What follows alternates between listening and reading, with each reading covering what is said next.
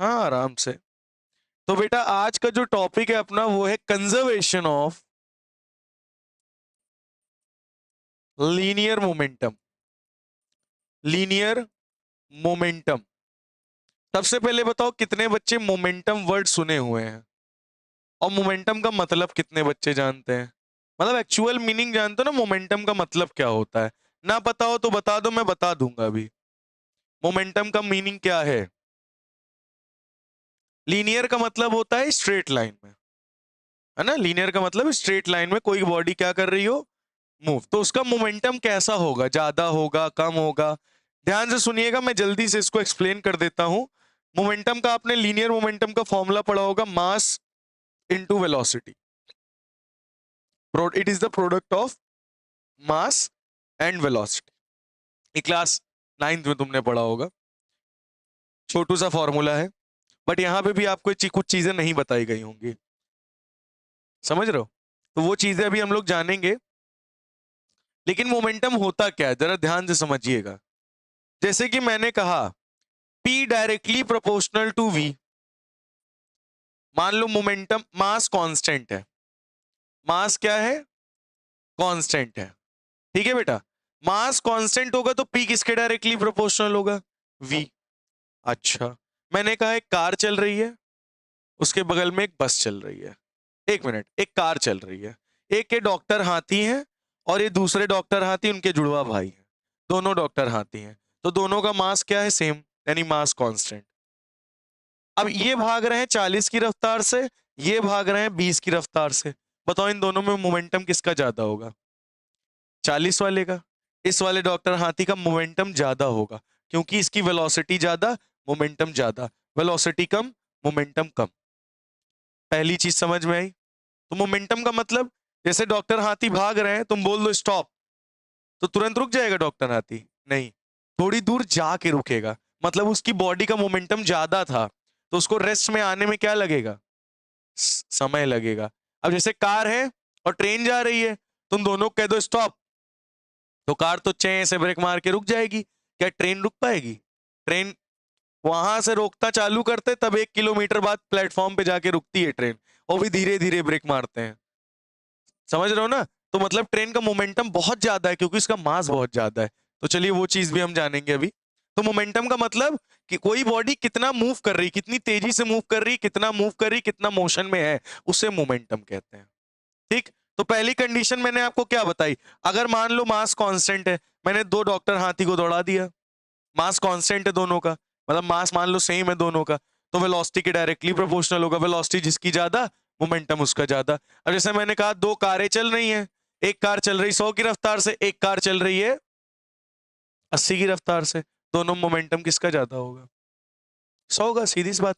Mass constant है। अब की मैं कह रहा हूं कि वेलोसिटी कांस्टेंट है। क्या कह रहा हूं? वेलोसिटी कांस्टेंट है। तो वेलोसिटी कांस्टेंट है तो क्या होगा? P directly proportional to M होगा। क्या कहते हो? है ना? तो मैं एक डॉक्टर हाथी को ले लेता हूं और एक पोपटलाल को ले लेता हूं। ठीक है, डॉक्टर हाथी भी दौड़ रहे हैं 40 की रफ्तार से और पोपटलाल भी दौड़ रहे हैं 40 की रफ्तार से। अब बताओ किसका मोमेंटम ज्यादा होगा? डॉक्टर हाथी का। क्यों? क्योंकि उनका मास ज्यादा है। और पोपटलाल का मास, तो दोनों ही 40 से दौड़ रहे हैं। अब मैंने कहा स्टॉप, तो पोपटलाल तो ब्रेक मार के वहीं रुक जाएंगे। लेकिन भाई साहब, डॉक्टर हाथी रुकने में उनको समय लगेगा, और वो धीरे धीरे जाके आगे रुक पाएंगे। बात समझ में आई? ए श्रेयस, सो रिया है क्या? ये बात समझ में आई कि नहीं आई? तो यहां मास जिसका ज्यादा, उसका मोमेंटम ज्यादा, अगर वेलोसिटी क्या है? कांस्टेंट है। ठीक है। अच्छा, मास इनवर्सली प्रोपोर्शनल टू वेलोसिटी, ये भी एक कंडीशन बनती है। अगर मास इनवर्सली प्रोपोर्शनल है, मतलब जिसका मास कम होगा उसी की तो वेलोसिटी ज्यादा होगी। क्या कहते हो? जिसका मास ज्यादा होगा उसकी वेलोसिटी कम होगी। डॉक्टर हाथी को और पोपटलाल को दौड़ाया जाए, सबसे तेज कौन दौड़ पाएगा? पोपटलाल। डॉक्टर हाथी उस स्पीड से नहीं दौड़ पाएगा। पूछो क्यों? क्योंकि मास और वेलोसिटी, ए भैया ए चल रही है, मास और वेलोसिटी क्या है? इनवर्सली प्रोपोर्शनल है ब्रदर। इधर इधर बात समझ में आई है नहीं आई? क्या ये बात क्लियर हुई सभी बच्चों को? तो मास और वेलोसिटी, मास का मोमेंटम क्लियर हुआ क्या होता है कि बॉडी कितना ज्यादा मोशन में है या नहीं है, वो बताता है मोमेंटम। अब जैसे क्रिकेटर क्या करता है, जब कैच कोई आता है तो कैच कैसे पकड़ता है? ऐसे पीछे की तरफ हाथ ले जाता है, बॉल का मोमेंटम कम करने के लिए। समझ रहे हो ना? अब जैसे पिक्चरों में दिखाया जाता है, थॉर आके खड़े हो गए गाड़ी के सामने, गाड़ी ऐसे लड़ी, गाड़ी उड़ गई। ऐसा नहीं हो सकता। लेकिन स्पाइडरमैन की मूवी में देखो, स्पाइडरमैन की मूवी में देखो, वो जब ट्रेन रोकता है तो ट्रेन पीछे चली जाती है, और पीछे रगड़ता हुआ जाता है, धीरे धीरे ट्रेन रुकती है। मतलब उसका तो मतलब वो तो रगड़ गया, वो तो पूरा रगड़ गया। अब रगड़ने के बाद धीरे धीरे ट्रेन रुकेगी ना, मतलब ट्रेन का मोमेंटम क्या है, ज्यादा था, तो उसका मोमेंटम वो कम कर रहा था। कैसे कैसे लोग हैं। वेलोसिटी कम कर रहा था, मोमेंटम कम कर रहा था उसका। मास तो वही रहेगा, ट्रेन का मास तो कम नहीं कर सकते कि डिब्बे उखाड़ के फेंक दे। वेलोसिटी कम करता रहेगा, और वेलोसिटी कम करते करते इतनी कम कर देगा कि उसका मोमेंटम क्या हो जाएगा, जीरो। समझ में आ गई बात? तुम मार वार खा के आए हो क्या आज घर से? तुम मुंह काहे बनाए हो? हाँ,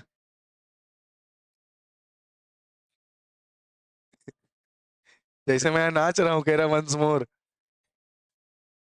तो मोमेंटम क्या होता है? मोमेंटम का मतलब कोई बॉडी कितना मोशन में है। समझ में आई बात? तो it is a product of mass and velocity. उसी से हम निकालते हैं मोमेंटम। अब मोमेंटम समझ में आया एक्चुअल में है क्या? तीनों कंडीशंस मैंने आपको दिखा दी। ठीक, जब टी डायरेक्टली प्रोपोर्शनल एम होगा तो मास जितना ज्यादा मोमेंटम उतना ज्यादा, मास जितना कम मोमेंटम उतना कम। फिर मैंने P directly proportional to V दिखा दिया, वेलोसिटी जितनी ज्यादा मोमेंटम उतना ज्यादा, वेलोसिटी जितनी कम मोमेंटम उतना कम। फिर मैंने दिखा दिया अगर मोमेंटम कांस्टेंट हो तो मास और वेलोसिटी इनवर्सली प्रोपोर्शनल होंगे। वेलोसिटी ज्यादा, मास ज्यादा, वेलोसिटी कम, मास कम, वेलोसिटी ज्यादा। सीधी सी बात है। तो इतनी बात सभी बच्चों को समझ में आ गई। लेकिन भाई साहब मैं पढ़ क्या रहा हूं? सेंटर ऑफ मास के बारे में। यानी यहां पर हम कंजर्वेशन ऑफ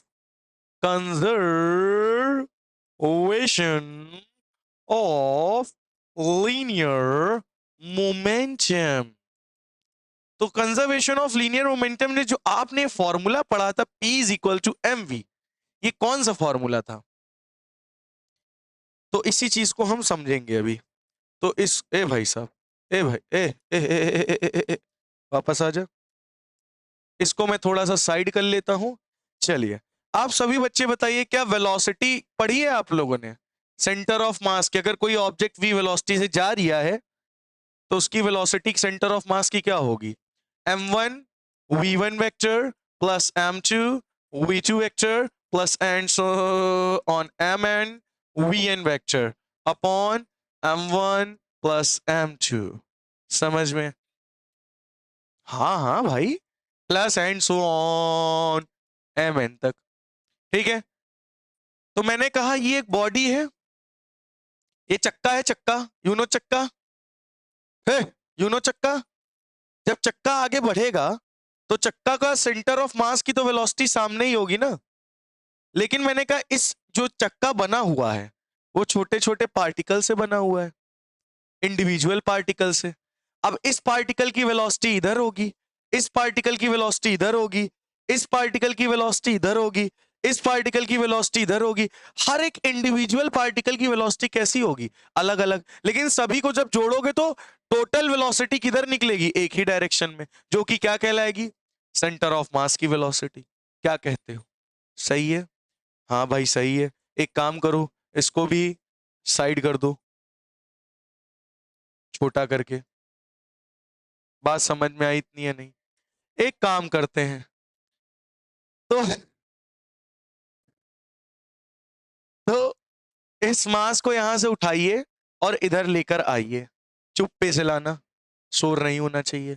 तो चुप्पे से लेकर आ जाओ, m1 plus m2 plus and so on mn।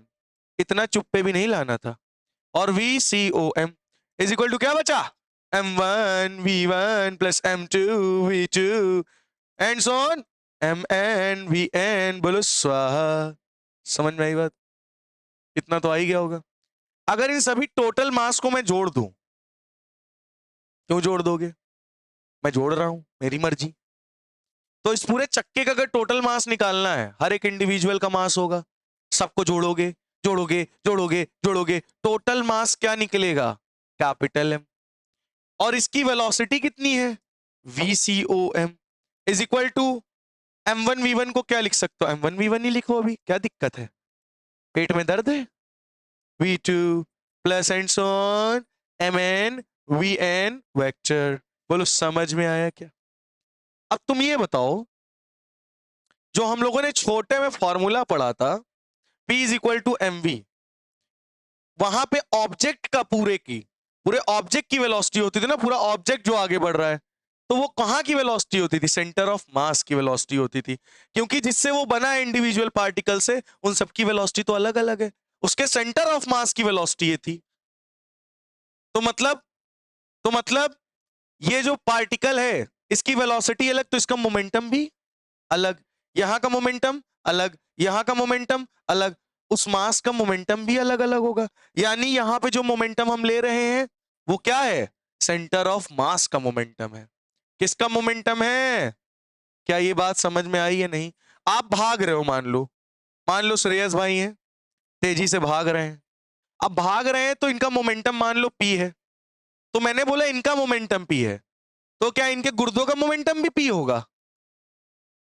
क्या इनके हार्ट का मोमेंटम भी P होगा? Sorry, heart.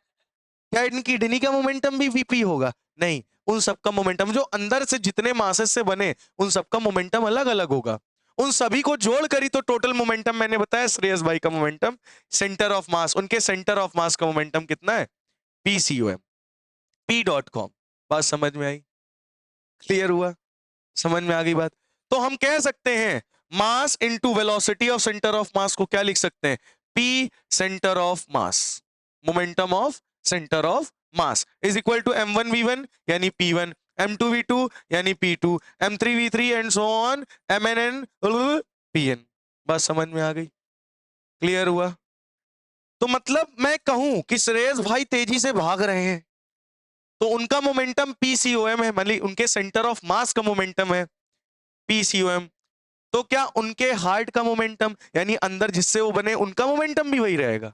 नहीं, उन सबका मोमेंटम, एक का होगा P1, दूसरे का होगा P2, तीसरे का होगा P3, चौथे का होगा P4, उन सभी को जोड़ के इनके सेंटर ऑफ मास का मोमेंटम वो निकलता है। तो बोलो क्या यहां तक बात समझ में आई? तो हम लोगों ने जो सेंटर मोमेंटम का फॉर्मूला पढ़ा था, वो एक्चुअल में क्या है? किसी बॉडी का वो सेंटर ऑफ मास का मोमेंटम है, वो सेंटर ऑफ मास की वेलोसिटी है। समझ रहे हो? और उसके अंदर जिससे वो बना हुआ है, छोटे छोटे मासेस से, जैसे छोटे छोटे मासेस से मिलकर बना है, इन सबका मोमेंटम क्या होगा? अलग। इन सबकी वेलोसिटी क्या होगी? अलग। इन सबका एक्सेलरेशन क्या होगा?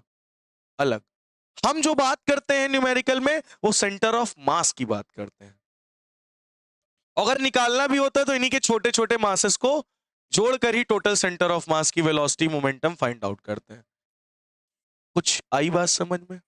वेरी गुड, नोट कर लीजिए इतना। नोट कर लीजिए। चलो, तो एक बार बेटा मैं इसका रिकैप जल्दी से कर रहा हूं। जैसे कोई ये ऑब्जेक्ट है, तो आपको पता है कि ये छोटे छोटे मासेस से मिलकर बना होगा। क्यों भाई? किससे बना होगा बेटा? छोटे छोटे मासेस से मिलकर बना होगा। तो इसका मोमेंटम है मान लो P1, इसका मोमेंटम इधर होगा P2, इसका मोमेंटम है P4 P3, इसका मोमेंटम इधर होगा P4, सबका मोमेंटम इधर उधर होगा। मैं ओवरऑल पूरी बॉडी का मोमेंटम की बात करूं, तो पूरी बॉडी का मोमेंटम क्या होगा? PCOM, यानी इसके सेंटर ऑफ मास का मोमेंटम होगा PCOM। तो इन्हीं सबके अंदर वाले मासेस का मोमेंटम आप जोड़ते हो, तो टोटल मोमेंटम आपको सेंटर ऑफ मास का मिलता है, सेंटर ऑफ मास का मिलता है। मास। समझ में आई बात? नहीं समझ में आई? पिक्चर देखे हो कि नहीं? मास। चलो भाई, आगे हम लोग बढ़ते हैं फिर। इतना अगर नोट हो चुका हो तो ठीक है, आगे बढ़ा जाए। तो बढ़ तो चुका हूं, तो कंजर्वेशन ऑफ लीनियर मोमेंटम में हम लोगों ने वेलोसिटी क्या देखी थी सेंटर ऑफ मास की, ये बता दो। फॉर्मूला था m1 v1 plus m2 v2 plus and so on mn vn upon m1 plus m2 plus and so on mn। ठीक है, ठीक है, यही पढ़ा था कह रहे बालक। अच्छा, एक काम करते हैं, ये सेंटर ऑफ मास की वेलोसिटी है, मतलब बॉडी के ऊपर फोर्स लग रहा होगा। एक काम करते हैं, उस बॉडी का नेट फोर्स 0 हो, मान लो थोड़ी देर के लिए। मैं कुछ समझा रहा हूं, आप समझने की कोशिश करेंगे। कोई बॉडी थी, वो मूव कर रही थी, मैंने कहा उसका वेलोसिटी क्या होगी, तुमने कहा ये होगी। मैंने कहा 1 मिनट रुको, मैं उस बॉडी पर नेट फोर्स 0 बता रहा हूं। अगर उस बॉडी पर मैं नेट फोर्स 0 रखूंगा, ये बॉडी पर नेट फोर्स क्या रखी मैंने, 0, तो इस बॉडी का एक्सेलरेशन क्या होगा सेंटर ऑफ मास का, 0। वेलोसिटी क्या होगी सेंटर ऑफ मास की, कांस्टेंट होगी भाई, कांस्टेंट। क्या होगी, अब जरा ध्यान सुनो, अगर ये कंडीशन होती है तब यहां की ये वेलोसिटी क्या हो गई सेंटर ऑफ मास की, कांस्टेंट। मतलब जो वेलोसिटी से जा रहा था, अब अगर फोर्स 0 कर दिया तो सेंटर ऑफ मास का एक्सेलरेशन 0 हो गया। क्यों सिमर, तो उसकी वेलोसिटी क्या हो जाएगी, कांस्टेंट हो जाएगी। अब इसकी वेलोसिटी मैं यहां क्या रख दूंगा, कांस्टेंट। कांस्टेंट रख दिया या नहीं रख दिया। अब बताओ उधर बचा क्या, m1 v1 plus m2 v2 and so on mn vn upon m1 plus m2 plus and so on mn। बोलो ये बात कितने बच्चों को समझ में आई, बोलो बोलो बोलो बोलो, क्लियर हुआ। ठीक है, अब ये मास भी तो कांस्टेंट है, क्या कहते हो, ये मास भी तो कांस्टेंट है, तो इसको इधर तुम भेजोगे तो constant into constant, constant, constant into constant into constant. बात समझ में आई या नहीं आई, ठीक है, तो इसको इधर भेज दो, क्या हो जाएगा, कांस्टेंट। यानी कांस्टेंट बराबर m1 v1 को हम लोग क्या लिख सकते हैं, momentum p1 plus p2 plus and so on pn। मतलब भाई साहब इस p1 p2 p3 p4 p5 से इसी जोड़ के टोटल क्या निकलेगा, सेंटर ऑफ मास का मोमेंटम। यानी सेंटर ऑफ मास का मोमेंटम फाइनली क्या निकला, मतलब ये अगर किसी बॉडी का नेट फोर्स 0 है तो उसके सेंटर ऑफ मास का एक्सेलरेशन 0 होगा, मतलब उसके सेंटर ऑफ मास की वेलोसिटी कांस्टेंट होगी। इसका मतलब इसका मोमेंटम भी कांस्टेंट होगा। समझ में आई या नहीं आई, बात समझ में आई। मतलब किसी, अबे जा, अगर किसी अगर किसी बॉडी का पे नेट फोर्स 0 लग रहा है तो उसके सेंटर ऑफ मास का एक्सेलरेशन 0 होगा।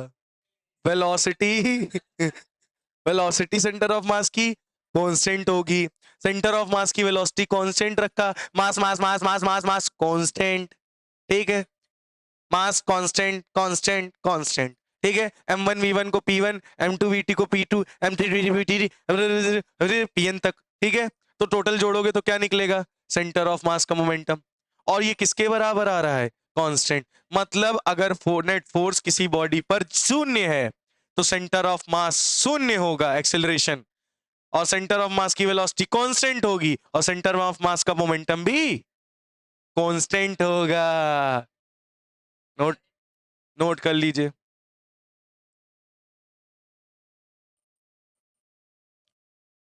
तो बेटा हम लोगों ने क्या देखा कि अगर, क्या देखा कि अगर बॉडी पर नेट एक्सटर्नल फोर्स 0 है तो उस बॉडी का मोमेंटम सेंटर ऑफ उसके सेंटर ऑफ मास का मोमेंटम क्या होगा, कांस्टेंट होगा।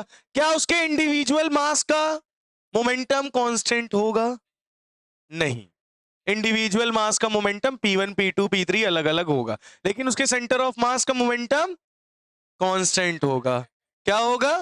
कांस्टेंट। बात समझ में आई? क्लियर हुआ? अब मैंने आपको अभी कैसे फॉर्मूले से प्रूफ किया, कैसे प्रूफ किया? हाँ बेटा बोलो जी। जी कहां बताया? जी नहीं बेटा, वो ए था।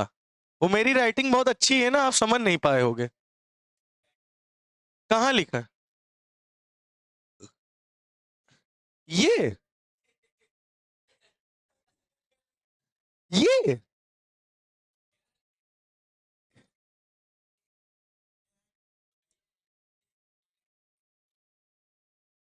आथू। अब ठीक है भाई, पूछ लिया करो यार तुम, कोई दिक्कत नहीं। कहां गया? ये रहा। तो अगर किसी बॉडी पर नेट एक्सटर्नल फोर्स जीरो, तो उसके सेंटर ऑफ मास का मोमेंटम कांस्टेंट। क्या उसके इंडिविजुअल मास का मोमेंटम भी constant? No, it's a big no. बात समझ में आ गई? अब इसी को हम लोग न्यूटन्स लॉ ऑफ मोशन से समझने की कोशिश करते हैं। किससे कोशिश करते हैं? NLM। NLM, ठीक है। NLM का फुल फॉर्म आप लोग जानते हो? नल्ले को मारो, ठीक है। नल्ला कौन? गली गली में हल्ला है, विभूति नारायण। विभूति नारायण। विभू चलो अच्छा। हाँ, तो एनएलएम क्या होता था बेटा, बताओ पहले। एनएलएम का तुम सेकंड लॉ बताओ। ओ भैया, एनएलएम का सेकंड लॉ क्या था बताओ विभव भाई। न्यूटन्स लॉ ऑफ मोशन का सेकंड लॉ क्या था? The rate of change of momentum is directly proportional to the गधाओ अप्लाइड फोर्स। ठीक है। तो क्या, क्या होता है बेटा? The rate of change of momentum is directly proportional to the applied force. किसके डायरेक्टली प्रोपोर्शनल होता था? अप्लाइड फोर्स के। तो इसको हम बराबर मान लेते, जो भी कांस्टेंट आएगा उसकी के की वैल्यू हम लोग क्या रख देंगे? 1। क्या रख देंगे? 1। अच्छा, अगर मैं आपसे थोड़ी देर के लिए कह दूं कि बाहर का नेट फोर्स जीरो है, बॉडी पर कोई भी फोर्स नहीं लग रहा, तो नेट फोर्स जीरो, तो यहां जीरो रखोगे? क्यों रे भैया, यहां जीरो रखेगा? जीरो रख दो, तो जीरो बराबर डीपी बाई dt। dt को इधर भेज दो, यानी dp कितना आ गया? शून्य। शून्य, देख रहे हो? dp क्या आ गया? शून्य। मतलब अगर बॉडी पर नेट फोर्स जीरो है, तो उसका मोमेंटम भी क्या होगा? कांस्टेंट। क्या होगा? जीरो होगा या कांस्टेंट होगा? मतलब कांस्टेंट होगा। ये चीज हमारे न्यूटन का सेकंड लॉ भी बता रहा है कि अगर किसी बॉडी पर नेट फोर्स जीरो होगा, तो उसका मोमेंटम क्या होगा बॉडी का? कांस्टेंट। क्लियर हो गया? समझ में आ गई बात? मतलब जब तक फोर्स लगा रहे तब तक मोमेंटम हो रहा, तुमने फोर्स लगाना मान लो बॉडी बंद कर दिया, तो उसका मोमेंटम क्या रहेगा? क्या रहेगा? क्या रहेगा? कांस्टेंट। ग्लिच हो गया था क्या? कांस्टेंट रहेगा।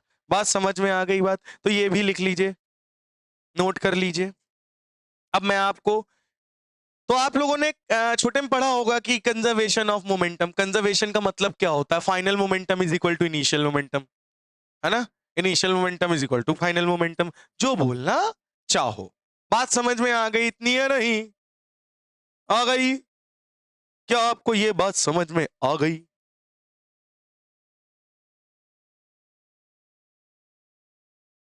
गलती से आ गई? चलो, जैसे भी आ गई गलती से आ जाए, हटाया जाए, हटाया जाए, हटाया जाए, हटाया जाए। टच हो गया, सॉरी, टच हो गया। देखो, हमारे पास एक रेडियो एक्टिव मटेरियल है। क्या हुआ, नहीं हो पाया क्या? गुस्सा हो गए? कोई बात नहीं। अच्छा, हमारे पास एक रेडियो एक्टिव मटेरियल है। क्या है? Radio radio active material. Radium मतलब? नहीं, रेडियो एक्टिव मटेरियल। कौन सा मटेरियल है? Radio active. अच्छा, अभी ये इसका मोमेंटम क्या है, अभी ये भाई साहब रखे हैं, ये भाई साहब अभी रखे हैं, तो मोमेंटम जीरो, मोमेंटम जीरो।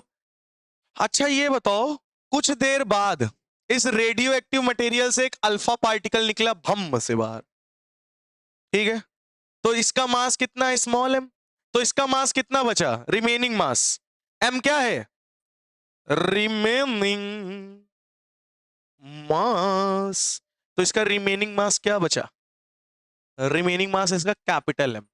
अब मैं आपसे क्वेश्चन पूछता हूं, जब ये इनिशियली यहां पर था तो नॉर्मली रखा था, यानी इसका इन वेलोसिटी कुछ नहीं है, यानी इसका इनिशियल मोमेंटम ये रहा पी आई, और बाद में ये कंडीशन हुई, ये रहा फाइनल मोमेंटम। इसका इनिशियल मोमेंटम क्या दिख रहा है, जीरो दिख रहा है, कुछ नहीं, इनिशियली रेस्ट में था, रेस्ट में था मतलब net force zero, net force zero मतलब मोमेंटम जीरो, इनिशियल मोमेंटम क्या है। फाइनली क्या हुआ, फाइनली इस रेडियो एक्टिव मटेरियल से कोई चार्ज पार्टिकल निकला, तो ये चार्ज पार्टिकल v वेलोसिटी से इधर निकला, तो तुम खुद ही सोचो जब ये v वेलोसिटी से इधर निकलेगा तो ये पीछे इसको झटका मारेगा कि नहीं मारेगा, क्या कहते हो। अगर कोई पार्टिकल जिम से आगे निकलता है तो पीछे धक्का मार के जाएगा ना, every action has an equal and opposite reaction, पढ़ा है नहीं एलएलएम पढ़ा है, ठीक है, अगर आपने एलएलएम पढ़ा है तो पता ही होगा।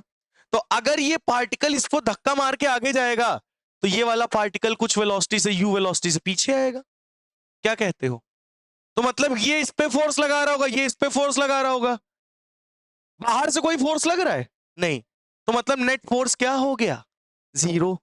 नेट फोर्स फिर से क्या हो गया, मतलब मोमेंटम कांस्टेंट, मतलब मैं कह सकता हूं, क्या कह सकता हूं, P I is equal to P F. Initial momentum क्या है, जीरो, फाइनल मोमेंटम क्या होगा, इसका मास कितना है m, इसकी वेलोसिटी कितनी है v, इधर साइड की डायरेक्शन हम पॉजिटिव मान लेते हैं, इधर साइड की डायरेक्शन हम नेगेटिव मान लेते हैं, ठीक है, तो क्या रखोगे, mass into velocity, final momentum, दोनों का रखोगे ना, दोनों मास का, और इसका मास कितना है कैपिटल एम, इसकी वेलोसिटी इधर साइड कितनी लोगे माइनस यू, और ये माइनस प्लस क्या कर देगा, माइनस, क्या कहते हो, इतनी बात समझ में आई। माइनस का है, इसको इधर भेज दो तो क्या हो जाएगा, कैपिटल एम यू, इधर क्या बचा एम वी, यानी यू बराबर क्या आ गया, small M V upon capital M. बोलो समझ में आया या नहीं आया। तो इस पार्टिकल की वेलोसिटी क्या आ रही है, small M V upon capital M, इसकी वेलोसिटी ये होगी, इसकी वेलोसिटी ये है, समझ में आई बात। ओवरऑल ये भी किसमें है, मोमेंटम, इसका नेट फोर्स जीरो है तो फाइनल मोमेंटम भी जीरो होगा, इनिशियल जीरो तो फाइनल जीरो, तो इनिशियल बराबर फाइनल रख दिया, इनिशियल जीरो था, फाइनल में जो जो ऑब्जेक्ट थे वो रख दिए, समझ में आ रही बात। दोनों को जोड़ोगे तो इसकी वेलोसिटी आप निकाल सकते हो कितनी आई। तो यहां ये क्या शो कर रहा है, कंजर्वेशन ऑफ मोमेंटम, यानी जो इनिशियली मोमेंटम था वही फाइनली मोमेंटम होगा, इसी को कहते हैं कंजर्वेशन ऑफ मोमेंटम। क्या होता है कंजर्वेशन ऑफ मोमेंटम, जो मोमेंटम इनिशियली हो वही मोमेंटम फाइनली हो, उसी को कहते हैं कंजर्वेशन ऑफ मोमेंटम। बात समझ में आई, क्लियर हुआ। कंजर्वेशन ऑफ मोमेंटम क्या होता है, भाई इनिशियली रेस्ट में था, इनिशियल मोमेंटम जीरो, तो मैंने कहा फाइनली भी कि इसका मोमेंटम क्या है, कांस्टेंट है। आप देख सकते हो एक्सटर्नल फोर्स, बाहर से नेट फोर्स कुछ नहीं लग रहा, अंदर ही फोर्स इनके बीच में लग रहा है, मतलब मैं कह सकता हूं इनिशियल मोमेंटम बराबर फाइनल, और इनिशियल मोमेंटम जीरो है, कोई वेलोसिटी नहीं है, फाइनल मोमेंटम दिख रहा है, इसके अंदर के मासेस मूव कर रहे हैं, ये इधर मूव कर रहा है तो इसका हो गया mv, और ये इधर साइड जाएगा झटका मारेगा तो उसका होगा mu, mu को इधर भेज दो, वेलोसिटी इसकी निकाल लो। तो कंजर्वेशन ऑफ मोमेंटम लगा के किसी दूसरे ऑब्जेक्ट की वेलोसिटी हम आराम से प्यार से क्या निकाल सकते हैं, वेलोसिटी फाइंड कर सकते हैं। नहीं समझ में आया, आया, चलो एक क्वेश्चन में, हाँ हाँ, कंजर्वेशन ऑफ मोमेंटम क्या है, initial momentum is equal to final momentum, that's it. और इसी का यूज करके आप क्या कर सकते हो, किसी दूसरे ऑब्जेक्ट का मास, वेलोसिटी, सब कुछ फाइंड आउट कर सकते हो। लेकिन नेट फोर्स सिस्टम पर जीरो होना चाहिए, क्या होना चाहिए, नेट फोर्स सिस्टम पर क्या होनी चाहिए, जीरो। समझ में आ गई, अंदर लग रहा हो फोर्स मतलब नहीं हमको, पूरे सिस्टम पे नेट फोर्स जीरो। क्लियर हो गया, कंफर्म, नोट कर लीजिए। ये बात कितने बच्चों को समझ में आ गई है? क्या क्लियर हो गया है? अब मैं आपको एक नया और दूसरा न्यूमेरिकल देता हूं। हम बनाते हैं गन, और ये बना गन का बैरल।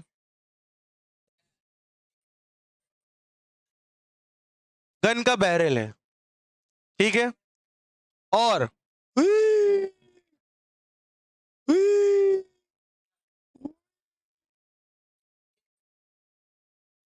ये है कट्टा, उर्फ देसी कट्टा। अबे देसी कट्टा मैंने खुद बनाया, तेरे को क्या? नहीं, गाड़ी के साइलेंसर से, साइलेंसर से बनते हैं कट्टे, उससे साइलेंसर से ही बनते हैं। चलो ज्यादा इस पे चर्चा मत कराओ हमसे। अब इसमें बुलेट लोड है, बुलेट लोड है, ठीक है? और अखिलेश भाई के ऊपर दागने वाले हैं। अखिलेश भाई यहां खड़े हैं,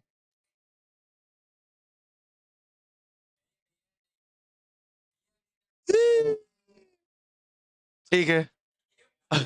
अखिलेश भाई खड़े हैं, पान चबा रहा है, जुबान है उसकी। तो सुनो ध्यान से, बुलेट अंदर है, ठीक है? गन है। अभी इसका इनिशियल मोमेंटम क्या होगा? हाँ हाँ, वही तो। चलो इधर देखो। नहीं नहीं नहीं, मैं समझ रहा हूं, कोई दिक्कत बात नहीं है, जस्ट जो का पार्ट। सुनो अच्छा, सुनो अच्छा, उर्फ काली जुबान, इधर देखो। तो सुनो, पहले बुलेट अंदर थी, इनिशियल मोमेंटम, अच्छा कुछ नेट फोर्स उस पर कुछ लग रहा था? नहीं, मतलब इनिशियल मोमेंटम क्या है? जीरो, पहले कोई वेलोसिटी नहीं थी। लेकिन जैसे ही बुलेट दागी जाएगी, तो बुलेट बहुत तेजी से यहां से निकलेगी, सुई। बुलेट का एक ही हिस्सा गया, पूरा जा, सुई, ठीक है? अब बुलेट तेजी से निकली, बुलेट की इधर की वेलोसिटी कितनी थी? वी। तो ये तेजी से धक्का मारेगी ना बुलेट को पीछे, मारेगी या नहीं मारेगी? उसको क्या कहोगे? Recoil velocity. रिकॉइल वेलोसिटी, कौन सी वेलोसिटी?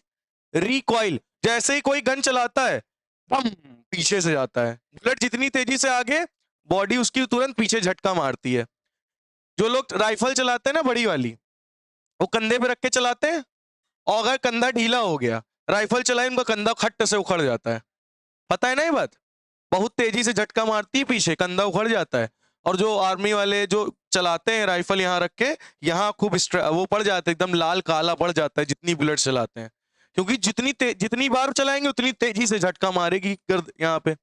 और आपको कंधा ना टूटे, इसलिए कंधा एकदम टाइट रख के रखना है, उसको झेलने के लिए, उसका मोमेंटम कम करने के लिए कंधा एकदम टाइट रखते हैं। और जैसे ही चलती है, उस गन के साथ अपना भी पीछे जाते हैं, तो मोमेंटम कम हो जाता है राइफल का। नहीं तो तुम कंधा ढीला छोड़ के और चला दो इसे, इतनी तेजी से बैक मारेगी ना, तुम्हारा कंधा बाहर। हाँ, बेंट होकर चलाते हैं और टाइट रहते हैं, और जैसे ही वो चलाते हैं ना, अपना भी पीछे जाते हैं उस राइफल के साथ, उसका मोमेंटम कम करने के लिए। और जितनी बार चलाते हैं उतने यहाँ काले धब्बे पड़ते रहते हैं यहाँ पे पूरा, मतलब समझ लो कि जितनी बुलेट चलाएंगे उतना यहाँ पे काला पड़ता चला जाएगा भाई, उतनी तेजी धक्का मार रहा है पीछे बुलेट। तो इसको कहते हैं रिकॉइल वेलोसिटी, इसी को आपको पता करना है। तो इनिशियली जीरो थी, और फाइनली भी जीरो है। क्यों? अगर तुम इसको ओवरऑल पूरा क्या मान लो? सिस्टम। तो बुलेट आगे गई, बुलेट को किसने फोर्स लगाया? गन ने। गन पे, भाई बुलेट ने गन पे फोर्स लगाया, गन ने बुलेट पे फोर्स लगाया, तो इंटरनली फोर्स क्या हो जाएगा? जीरो। एक्सटर्नल फोर्स कहीं से बाहर से कुछ लगा? नहीं, एक्सटर्नल फोर्स क्या हो गया? जीरो। एक्सटर्नल फोर्स क्या हो गया? जीरो। अगर एक्सटर्नल फोर्स जीरो, तो मैं कह सकता हूं conservation of momentum, initial momentum is equal to final momentum. अगर इस पूरे सिस्टम पर नेट फोर्स जीरो है, तो मतलब initial momentum is equal to final momentum, है ना? और इनिशियली गन किस में थी? रेस्ट में, मतलब initial momentum zero. Finally bullet बहुत तेजी से रफ्तार से जा रही, जिसका मास स्मॉल एम है, और गन का है कैपिटल एम। तो बुलेट जा रही उधर, यानी small M V minus capital M, और इसकी रफ्तार इधर है, इसलिए निगेटिव का यू होगा, जो यहाँ माइनस प्लस को माइनस कर देगा। भाई M V plus M U करते, यू माइनस का है, माइनस प्लस क्या कर देगा? माइनस। इसको इधर भेज दो, क्या आ जाएगा? क्या आ जाएगा, M U is equal to M V, यानी U is equal to M V by M. देख सकते हो सेम टू सेम वही वेलोसिटी आई है जो पिछले क्वेश्चन में आई थी। समझ में आ गया इतना या नहीं, पहले ये बता दो। क्या इतनी बात क्लियर हो गई है? नोट कर लीजिए, नोट कर लीजिए, नोट कर लीजिए, फिर आगे बताएं। चलो एक क्वेश्चन है, इसको कर लीजिए, फिर एक बच्चे का क्वेश्चन है वो हम बताते हैं, ठीक है? चलो बेटा, एक कार है, ये रही, जुम जुम जुम्बा जुम जुम जुम्बा, साइबर ट्रक है, इसके अंदर बैठे हैं कौन? किसको बैठा दें?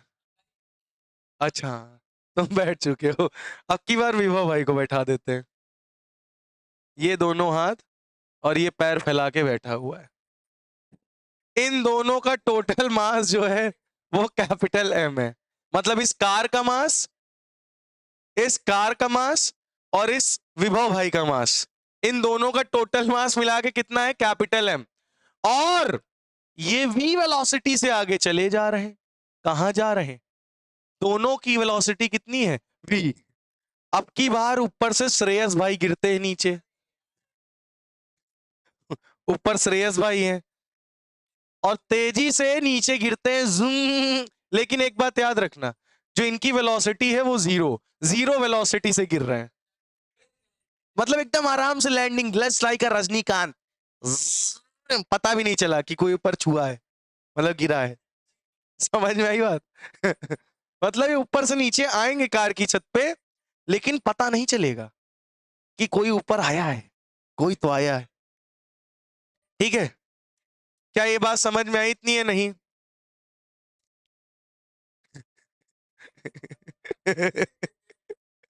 तो यहां पे है श्रेयस भाई जिनका मास स्मॉल एम है, श्रेयस भाई जो कि वी वेलोसिटी से इस छत पे लैंड करेंगे, जीरो वेलोसिटी से। कौन सी वेलोसिटी से? मतलब बहुत ही प्रेम से, ये समझे ना, मतलब हल्की सी भी आवाज नहीं हुई। विभव भाई को वहीं पता चला ये बात। अबे जा बे। तो, तो तो ये बताओ, क्वेश्चन ये है, क्वेश्चन सुनिए, क्वेश्चन क्या है?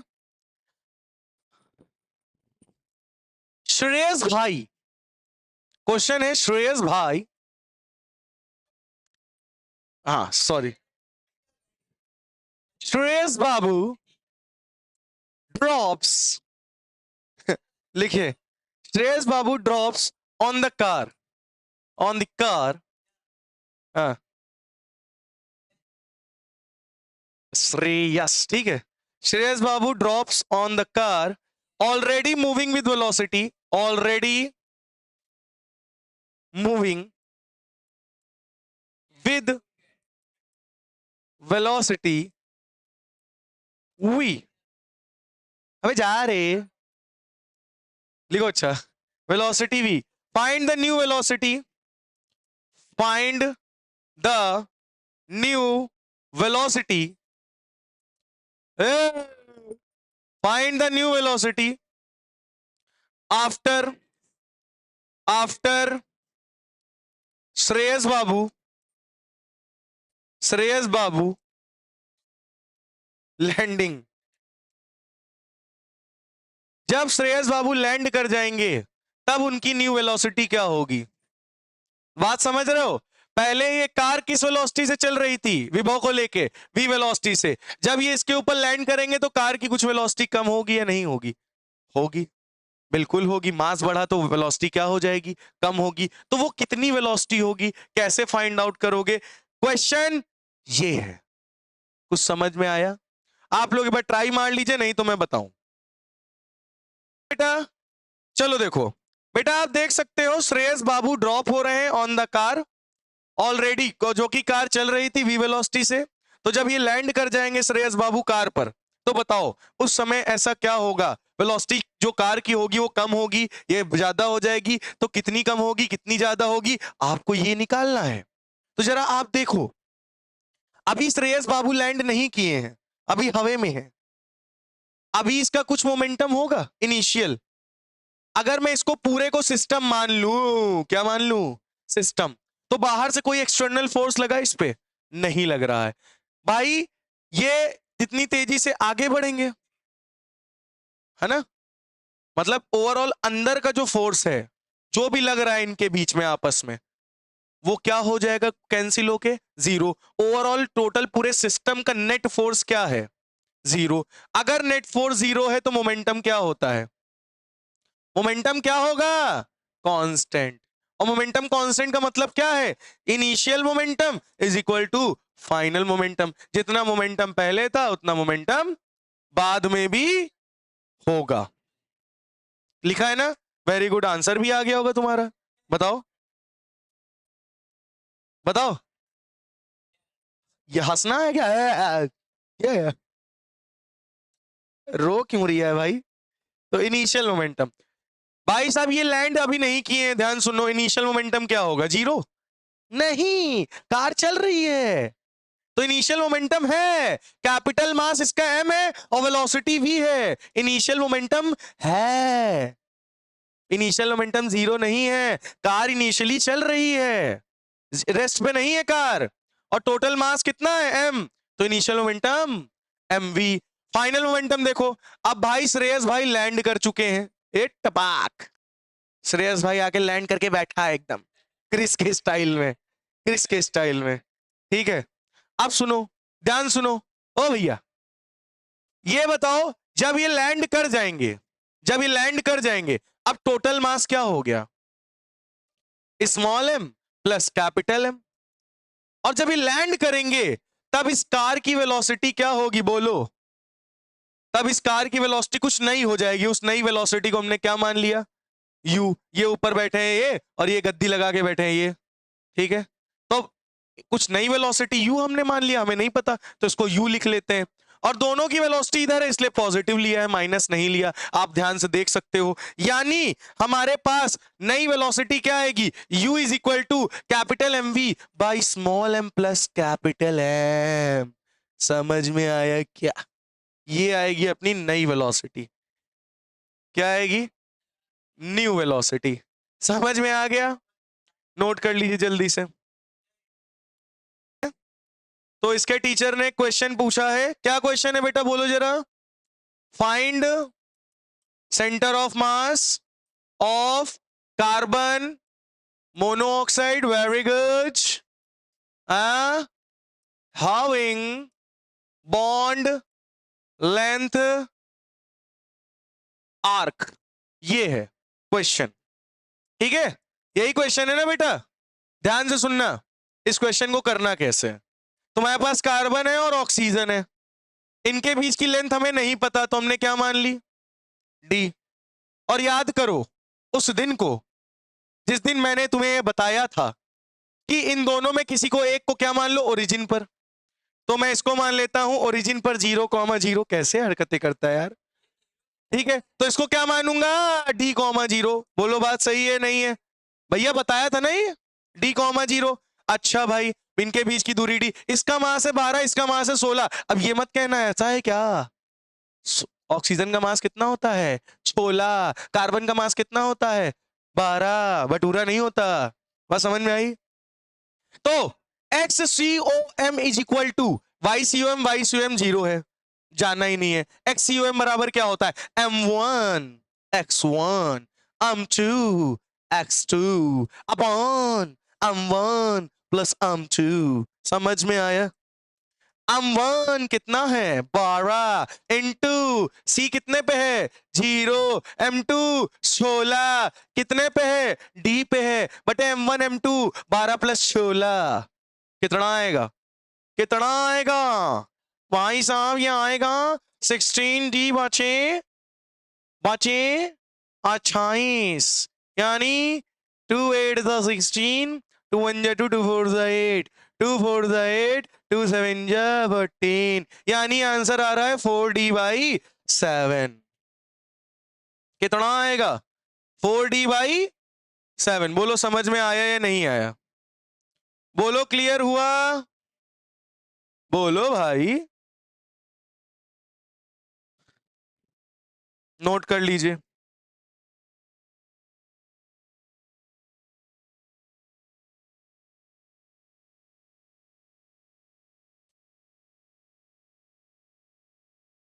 आ गया बेटा?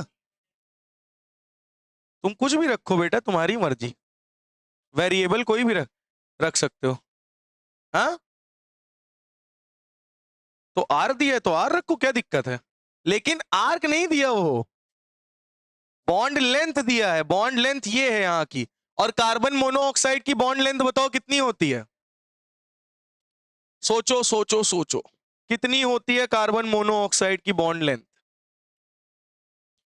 तो बेटा ये चीज नोट कर लीजिए, कार्बन मोनोऑक्साइड की जो बीच में बॉन्ड लेंथ होती है वो होती 1.128 एंगस्ट्रॉम। इसको अगर आप मीटर में बदलोगे तो क्या आएगा? 1.128 इंटू 10⁻⁻10 मीटर। ये रही डी की वैल्यू। अगर आपको एक्चुअल निकालना है तो इन डी की वैल्यू यहां पुट कर दो, यानी 4 इंटू 1.128 इंटू 10⁻⁻10 डिवाइडेड बाई 7। ये आपका निकल आएगा centre of mass between monoxide, monoxide के बीच का सेंटर ऑफ मास। क्लियर हो गया? क्या है? बॉन्ड लेंथ इसकी है 1.128 एंगस्ट्रॉम। नहीं, अलग अलग मॉलिक्यूल के अलग अलग। तो क्वेश्चन में अगर गिवन है तुमको, जैसे क्वेश्चन में टीचर दे देता, तब तो तुम यहां ये रख के फाइनल वैल्यू निकाल देते, लेकिन तुम्हारे टीचर ने नहीं दिया है, तो तुम एक काम करो, इतने पे ही आंसर छोड़ दो, सही है। तो चलिए आगे कल हम लोग नेक्स्ट लेक्चर में मिलेंगे। Tata bye bye.